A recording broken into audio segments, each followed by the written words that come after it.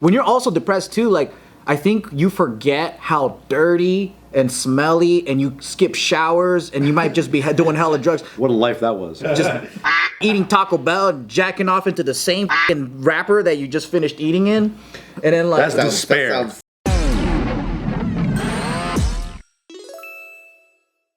Welcome back to another freaking awesome episode of The Careful Boys, where we have Jimmy Zhang in the building today. And this is exactly how we're gonna do it. I'm gonna say, Joe, take it away. What were you gonna ask him? Okay, you know what I like about you, Jimmy? Let me tell you something, okay? So in the world of Asian America, people that make content. Don't do so hard, bro. Okay.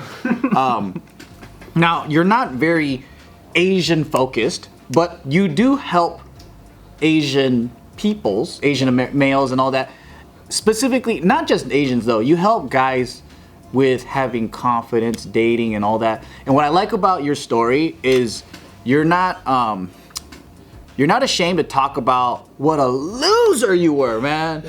I don't even mean it like that. It's very honest. It's like, I think a lot of people, when they get on camera, they want to pretend that they never were shy. I've always been fucking confident. I've always been getting girls, you know? And then in your videos, it's like, you're reaching out to like who you used to be. Right. And people see that content and then they're like, you know what? I think I'm gonna try to like go on a date with a porn star now. Like, you really push them to... Not that far, That's but the deep end. right. They could dream. They could. But like, at least maybe talk to people, make friends, go out there. And that, I love that message about you, because it's like, there's a whole group of, I think, within creators in the Asian circle, some are more like, they're kind of victims, you know what I mean? Like, their philosophy is much more different from ours. And it's been a long time where I thought about like just Asianness, but since you're here and you kind of reminded me of that, I'm like, do you have a lot of fans that are specifically Asian male kids that are like, hey man, you helped me get pussy? And not even that, but just become like, that's jokes, but like become more open and confident and all those traits that you wish you had.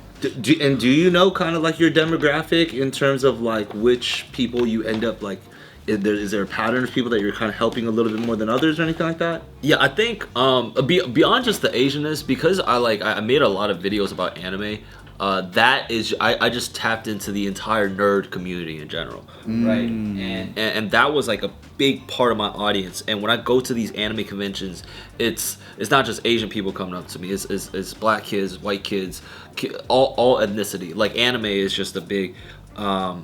So I don't think it's just the Asian kids coming up. And I'm not just. I feel like I'm helping out just like the nerd community a little bit. There's no race on nerd. It's just that a lot of the nerds are Asian. You're right. It's like that. I think beyond the Asianness though, it's just like, before we started rolling, we were talking about just being a victim, or just like getting girls outside of like not being able to get girls outside of your circle or anything like that.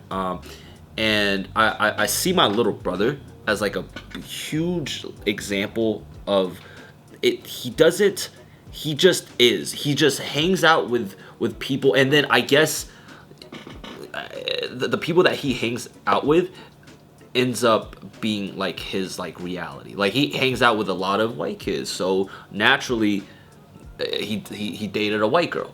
Yeah. Right. So you're kind of a product of your environment. So is he you said he was into sports or something, right? He's on the varsity basketball. Varsity stud. So that makes sense, because like traditionally, athletes in high school will date the cheerleader, the popular girl. Jocks. Right. So like, he's a jock circle. It just so happens that maybe that school had a lot of white kids.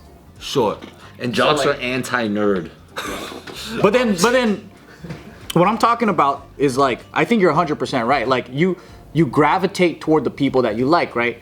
But like, I'm talking about a group who will look at race first or ethnicity first, and not even take into consideration like and say like, well, maybe I'm not into surfing, but I'm trying to get a skater girl or like a surfer girl. It's like you're not even into the same shit. Right. But then they look at it as an Asian thing or whatever, right? Oh, it's because I'm Asian, I can't get. Yes, I've heard this so many times, and I think that's kind of like the whole thing we were kind of. What do you have? Like, what's your advice or suggestion to people that have that mindset? Well, I think okay. Good question. So naturally, just statistically, right? If you go on these dating apps, I guess you could say like Asian guys are on the low spectrum, according to Nick. Dude, I didn't say that. Oh, well, this is your that's your thing, yeah. Of getting matched, but I think it's a victim mentality. You're kind of trapping yourself. Like what you tell the stories that you tell yourself becomes your actual reality, right? So just being aware of that idea. Like, why would you trap yourself in that box, right? It just doesn't make sense. Like, if you had the choice of getting a whole world of women, why don't you just choose to like, hey, I could get a whole world of women, right? And I think people just see these statistics, see certain stories, and they just box themselves, right? So I think one is it's like mentality. Second is the self-improvement, right? Like maybe like you are like maybe you just have the biggest ego, you have the biggest blind confidence, and you're just going up to the baddest bitch, but you weigh like 300 pounds, right? And you're shooting blanks, right? Then you gotta self-assess a little bit. Maybe I should lose some weight. What are some attractive things that I could do to better myself? So you just work on those things. Yeah. So it's mindset in combination with self-awareness and self-improvement. And just with those things, you could do anything in life. Were you ever like either in that box or like had to? I was. I think. So you once had a mentality like I can't get a girl outside of. Yeah. What broke you out? Because what I've noticed is people that are in that mentality, they end up creating more theories that back up their claims. So if they go, oh, girls don't like me because I'm Asian, and statistically a lot of Asian men are not in theater, they're not looked upon as attractive, whatever. And then they might stack on, but also I'm 5'6", so I'm not 6 feet, but also I'm this, I'm that, and then like they start stacking up evidence of why. But on the flip side, you could also stack up evidence that dispute that. You see Tim, right? He's 5'5", 5'4". He exactly, yeah. But he's got brown eyes and a smile like the sunrise. You know what I'm saying? So It's true. So in your case, what broke you out of that like world where you felt like that, and then you go, but wait, there's this part too. Right. So I think it's a combination of people who I was surrounding myself with at that time, right? The people that I was with at that time was also all self-deprecating, talking about like, oh, I can't get girls either.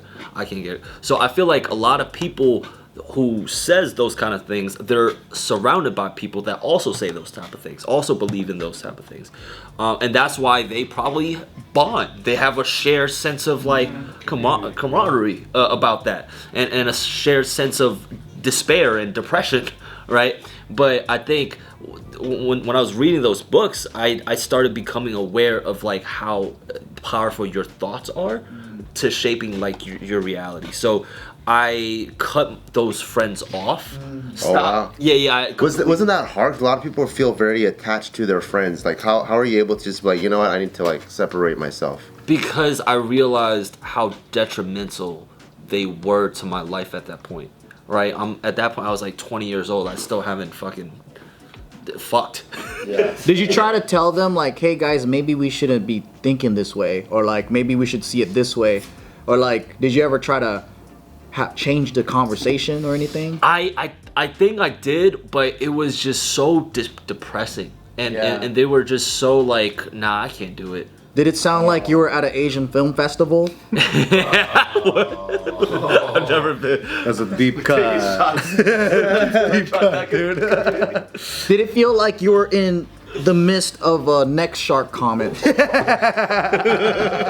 More examples, dude. We taking shots. Yeah. One more. I'm not too familiar with those comments, but Well, this is kind of like what you were saying even earlier, even on things like your career and stuff, and your parenting and the way that they were, they were raising you. And then you read something like Rich Dad Poor Dad, and you're like, wait a minute, my parents were like this, but other parents are like that, and it changed your mindset. Right. So like, I can understand how you were self-aware enough to recognize your social circle and acknowledge something about that was detrimental, and then therefore making a decision that would be an improvement to your life. But like what are people asking you when they're asking you for help or advice? Like, what are their questions? okay, wait. Before I answer that, there was another thought I had about. Shark. It's just a lot of times people are so afraid to change. People are so like it took a lot of work for me to like break out of that circle, cut my friends off, started going to the gym like a skinny little kid, bringing myself to the gym with all these big motherfuckers that like already know how to live, and right, and then taking my ass to like an improv class, acting class. It like all these things are just insanely uncomfortable. Like, for a guy like me back then, like people that are having those conversations like of being a victim, they can't do that.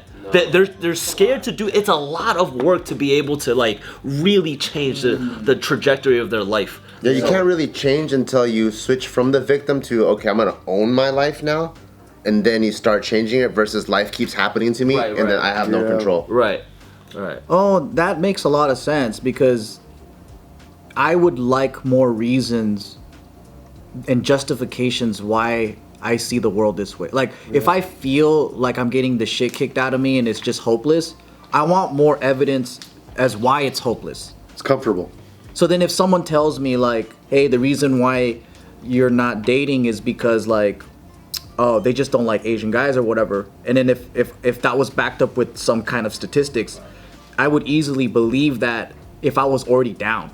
Because that gives me an answer like, oh, it's not me. Yeah. It's just Out of my control. Yeah, it's just facts. Yeah. Then I'm like, oh, because when you're also depressed too, like, I think you forget how dirty and smelly, and you skip showers, and you might just be doing hella drugs. Nah, for real, dude. Like, I remember going days without showering sometimes, and just fucking smoking weed every day. What a life that was. Right? Yeah. And then you're just like, days would go by. Sounds so cool. Yeah, just fucking eating Taco Bell, jacking off into the same fucking wrapper that you just finished eating in, and then like That's despair. That's despair, bro. But it goes back to what you were saying, You right? try to nut on the cheese, the little cheese. Because you were saying that, like, it takes effort to go to improv class. It takes effort to go to the gym. Oh, dude, massive, yeah. It's way easier just to be like, nobody likes me. Right. It's everyone else's fault, not me. Yeah. Yeah, it's not even just like harder by just strenuous. It's like mentally hard. It's Scary. Yeah, scary. It's scary. Yeah. So back to my other question. What are how are fans reaching out to you, and then what are questions they're asking you? So In terms of help and advice. I think the biggest question I get is confidence. What do they say? Like, how do you have confidence, or how do you get confidence? Right. How do you be more confident? Right. And I think confidence, it's a lot of factors that mold into confidence. Right. There's That was very. That's a baby arm, dude. Bigger than a baby arm, actually. I'm a horny. It's a man's arm. That's what. That's yours. No, I was saying it's yours. Oh, that's mine. Okay. But he did call it a baby arm 30 seconds earlier. Right. And I was like, that's inappropriate. Yeah. Sorry, continue. No. Have you thought about what are all those elements that make a confidence? Yeah. So there's different branches, right? It's one branch is lifting, right? Being physically stronger, looking at yourself and just wow, look at these muscles. You Flex, know? dude. Flex. No way, Jose, get away. And along the same line, there's posture, there's body language, right? Say that again. Keep going. and then Dude, stoic guy. Keep going. This is how I flex confidence. Your bottom half is going crazy though. People can't see it. Oh yeah. Under the desk is going wild. They can't see the squats, right? Yeah, they can't see the fucking gyrations down there. And then the other one would be like have to do with your career, right? Your or career, financial success, I guess. Like how well off are you on that trajectory, right? Like if you have no job.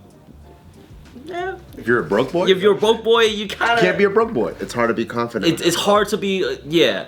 So that also could level up your confidence. And then there's like inner confidence, like things that you tell yourself, right? Confidence where you just walk into the room and you're like, yeah, I'm the fucking shit, you know. So I love that one when you say like you started going to the gym and you went to improv. That's already like from an objective point of view. I'm like, dude, you might as well just give that advice. Like, how do I get my confidence? Go to the gym and go to improv class. That's probably gonna like directly help. Right. But like, what was something like mental that you kind of like were also kind of biohacking and tweaking for yourself as well? Right. It's those books that I talked about. It's like, What are some books that you recommend that you read that you started reading? Because I feel like it's a great way to Daniel Steele. shit. Pick any of those. Daniel Steele.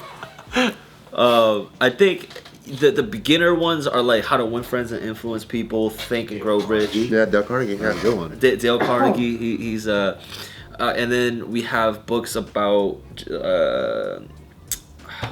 Outliers isn't really. Outliers is fire though. Yeah, it's more like. Yeah, but I don't like Malcolm Gladwell no more. Fuck that fool, dude. Talk some shit.